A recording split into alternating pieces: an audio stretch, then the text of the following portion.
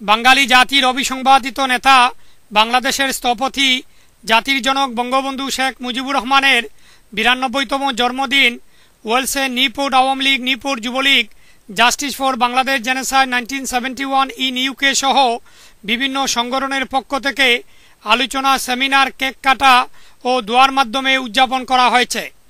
Newport Awami League সভাপতি শেখ মোহাম্মদ তাহেরুল্লাহর সভাপতিত্বে সাধারণ সম্পাদক আব্দুল হান্নানের পরিচালনায় অনুষ্ঠিত আলোচনা সভায় যুক্তরাজ্য আওয়ামী লীগের কেন্দ্রীয় সদস্য, জাস্টিস ফর বাংলাদেশ জেনোসাইডের কনভেনার ছাড়াও নিউপোর্ট যুবলীগ সভাপতি মুজিবুর রহমান, সহসভাপতি শাহ শাফি কাদির, সাধারণ সম্পাদক ফখরুল ইসলাম সহ আওয়ামী লীগ, যুবলীগ ও প্রাক্তন ছাত্র নেতৃবৃন্দ বক্তব্য রাখেন।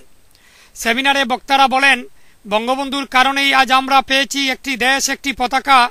যতদিন বাংলাদেশ ও বাঙালি জাতি বেঁচে থাকবে ততদিন মানুষের হৃদয়ে চির অম্লান হয়ে থাকবেন বঙ্গবন্ধু শেখ মুজিব। নিউপোর্ট থেকে মকিস মনসুর, বাংলা টিভি নিউজ।